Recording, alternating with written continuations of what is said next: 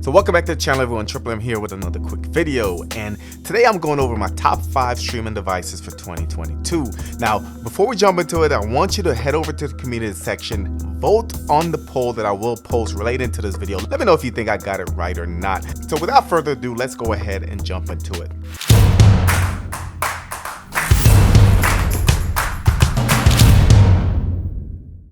Now before we jump into the top 5 list, just want to give a couple honorable mentions. These were teetering on making the list or not making the list, so definitely want to give them a shout out. So the first one is going to be the Roku Express. Now Roku is a great streaming platform. They do have a lot of devices, a lot of freebies on their ecosystem. Their ecosystem is definitely user friendly, and like I said, they do have a lot of free stuff included. Now one of the reasons that Roku does not make this list, and a lot of the people in the streaming community really doesn't care about Roku, is because they're pretty locked down, guys. Can't really do anything.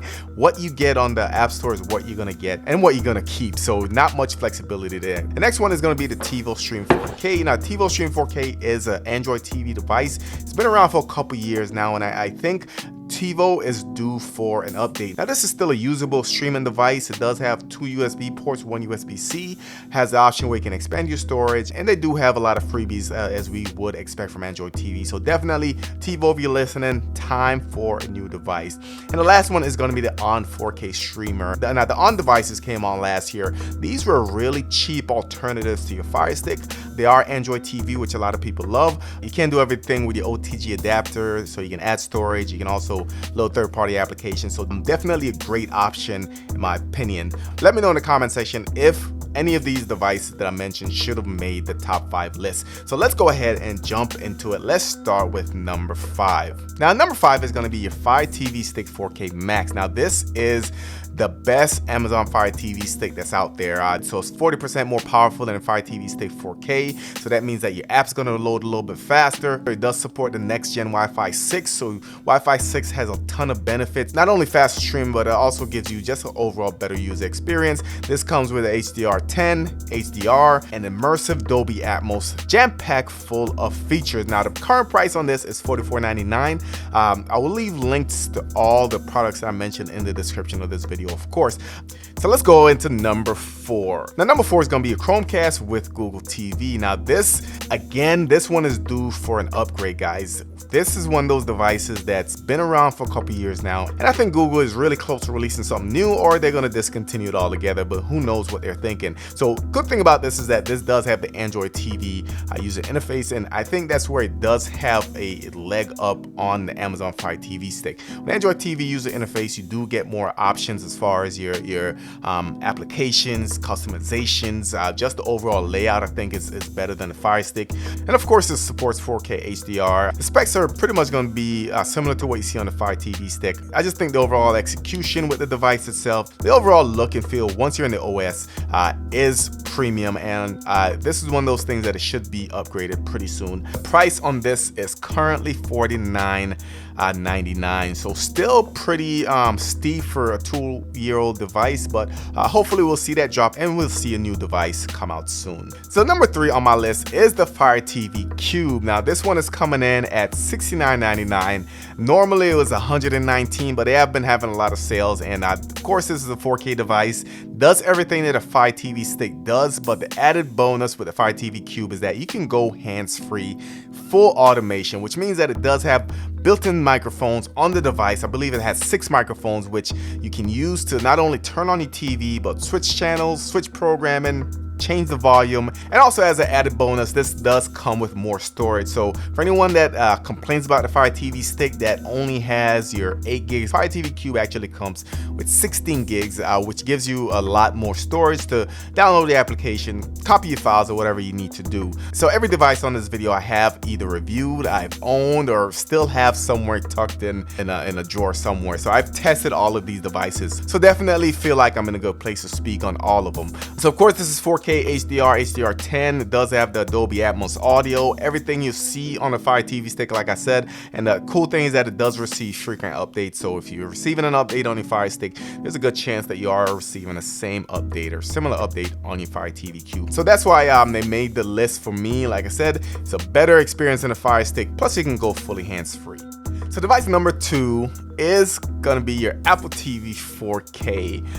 This retails currently on Amazon for $159. They do have a 32 gig version and a 64 gig version. Now, for you guys that are used to your Android devices, your Fire Stick, personally, when you pair an Apple TV to a decent resolution television or monitor, it's a different experience, guys. As far as just the overall quality, just plain 4K on the Apple TV just looks better for some reason I can't explain, but the overall quality and build of the device, you can't really bet against it. So what makes this different from your Roku or other devices that you can't install your third-party applications? What makes this different, in my opinion, is that in the US, Apple really dominates the smartphone industry. So a lot of people, and I would, without doing any research, I would say at least 50% of people own an Apple device.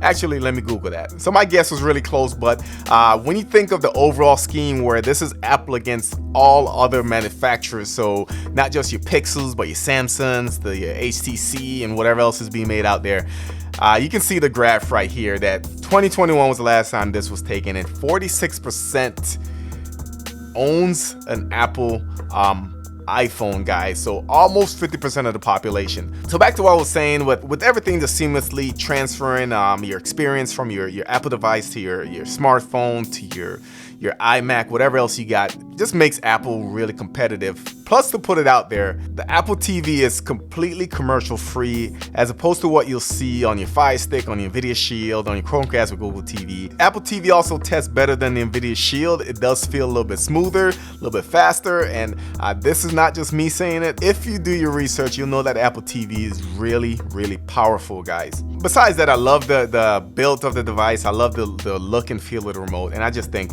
it's a great device to have. If you're not into loading your own apps or third-party apps, if you just want to experience what the device provides.